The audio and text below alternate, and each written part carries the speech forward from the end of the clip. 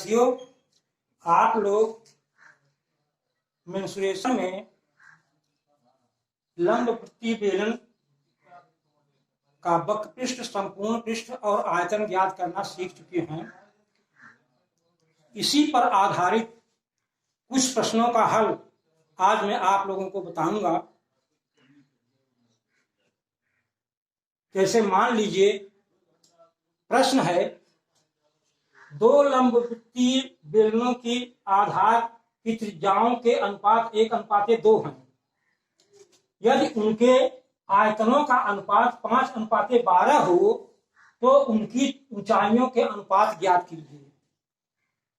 अर्थात त्रिज्याओं के अनुपात दिए गए हैं और आयतनों का अनुपात भी ज्ञात है, ऊंचाइयों का अनुपात ज्ञात करना है।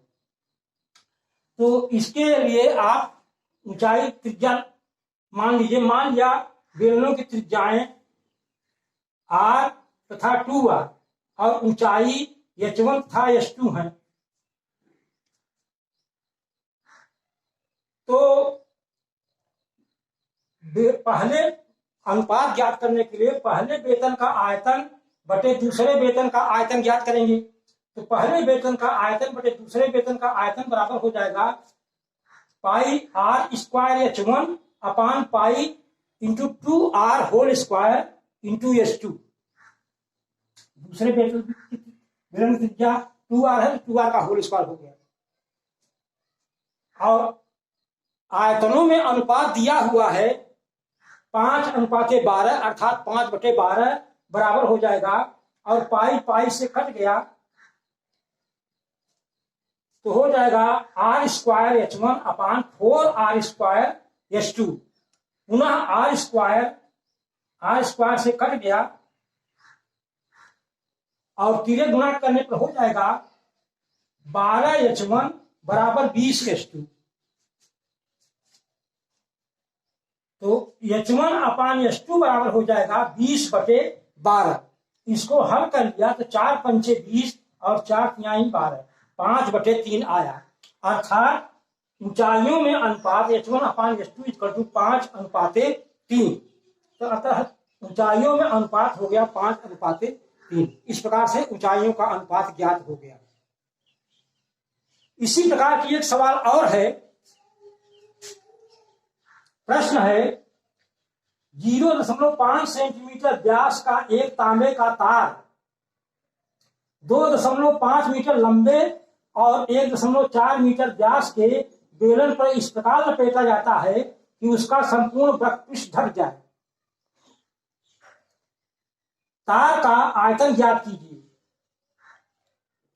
इस सवाल को समझने के लिए आपको इस प्रकार से समझना है कि जैसे मान लीजिए कोई तार लपेटा जाएगा किसी बेलन पर, तो उसके लिए आपको ये देखना होगा कि एक चक्कर में, जैसे मान लीजिए एक तार लपेट दिया गया, तो एक चक्कर में जितना बेलन की परिधि होगी उतना तार लगेगा एक चक्कर में। तो इस हिसाब से हम एक चक्कर निकाल लेंगे और फिर पूरी और जितना इसकी मोटाई होगी उतना स्थान ये घेरेगा। तो जो मोटाई होगी वो ऊंचाई को कवर करती चली जाएगी और जो चक्कर होगा वो उसकी परिधि को कवर करेगा। तो इसी हिसाब से मान लीजिए तार का व्यास, अगर तार का व्यास 0.5 सेंटीमीटर है तो उसकी त्रिज्या हो जाएगी 0.25 सेंटीमीटर।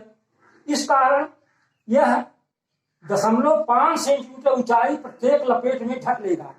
हर लपेट में वह अपनी मोटाई के बराबर, जितना तार मोटा होगा उतना मोटाई का वो बेलन को ढकेगा। तो कुल लपेटों की संख्या क्या हो जाएगी, जितना टोटल बेलन की लंबाई है और उसमें एक चक्कर में जितना भाग ढका गया है उतना का भाग दे देंगे तो कुल कितने लपेट हुए, कुल कितना चक्कर हो जाएगा ये पता लग जाएगा। तो यहाँ पर कुल लपेटों की संख्या हो जाएगी 2.5 मीटर बटे 0.5 सेंटीमीटर। अब मीटर को सेंटीमीटर में बदल दिया तो हो जाएगा 250 सेंटीमीटर। 100 गुणा करने पर 250 सेंटीमीटर बटे 0.5 सेंटीमीटर। अब 0.5 यहाँ है तो इसको 2500 मान करके 5×25 और 500 चक्कर आ गया, 2 जीरो हो गया। तो इस प्रकार से कुल 500 चक्कर लगाने पर पूरा का पूरा बेलन ढक जाएगा। अब बेलन की त्रिज्या दी गई है 1.4 मीटर, बेलन का व्यास दिया है 1.4 मीटर, तो उसकी त्रिज्या हो जाएगी 1/4 मीटर, माने इसको सेंटीमीटर में बना लिया तो 140 सेंटीमीटर बटे 2, अर्थात 70 सेंटीमीटर उस बेलन की त्रिज्या हुई जिस पर की तार लपेटा जा रहा है। तो इस बेलन की परिधि क्या हो जाएगी, परिधि बराबर हो जाता है 2πr, 2×π×70 बराबर 7×14 140 पाई सेंटीमीटर। इसका मतलब कि एक लपेट की लंबाई हो जाएगी 140 पाई सेंटीमीटर, अर्थात एक लपेट में 140 पाई सेंटीमीटर स्थान यह ग्रहण करेगा। तो तार की कुल लंबाई कितनी हो जाएगी, जितना एक लपेट में लंबाई है उसमें 500 का गुणा कर दिया तो हो जाएगा तार की कुल लंबाई हो जाएगा 140 पाई गुणित 500 सेंटीमीटर। अब इसको हल कर लिया आपने तो 140 गुणित पाई का मान 22/7 गुणित 500, तो ये काट गया 7 × 7 और 7 दूनी 14 20 आया। अब 20 का गुणा किया 5 में तो 20×5 100 और उसका गुणा 22 में हो जाएगा तो 22 और 4 जीरो, 2 जीरो इसका और 2 जीरो 100 का 4 जीरो हो गया, तो 22 4 जीरो माने 2,20,000 सेंटीमीटर इतना लंबा तार होगा। अब तब तार का आयतन क्या होगा, तार का आयतन होता है, आयतन का सूत्र होता है πr²h, जहां पर पाई का मान है पाई और आर हो जाएगा उस तार का आर हो जाएगा 5.5 सेंटीमीटर उसका व्यास है, 0.25 सेंटीमीटर उसकी त्रिज्या हो जाएगी। तो पाई गुणित 0.25 का होल स्क्वायर गुणित 22 और 0.000 4 जीरो।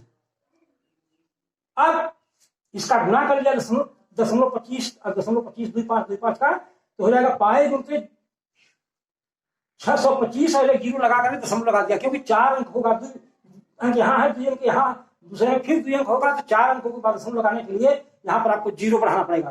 तो 0.0625 गुणित 22,000। अब इसमें 22 का गुणा कर दिया इसमें 625 में तो 22 पंचे 110 और 22 दूना 44 11, इसका गुणा कर दिया आपने, इसको गुणा रस पर करना चाहिए। 625 में अगर 22 का गुणा करेंगे तो हो जाएगा 2×5 10, 2×4 = 5 और 2×6 12 और फिर ही आ जाएगा 0, 2×4 = 5 और 2×6 12। ये गुणा कर दिया आपने 0 5 7 3 0 और 4 जीरो और है तो 4 जीरो 13,750 और 0.0000, क्योंकि 4 के बाद दशमलव हमको लगाना है तो ये यहाँ पर हमने दशमलव लगा दिया 13,750 और ये पाई जो कहते हैं, तो पाई उनसे 13,750.0000 घन सेंटीमीटर। तो ये हो जाएगा दशमलव के बाद का जीरो हटा दिया तो 13,750 पाई घन सेंटीमीटर। ये हो जाएगा कुल तार का आयतन। इस प्रकार से कुल तार का आयतन हमने ज्ञात कर लिया और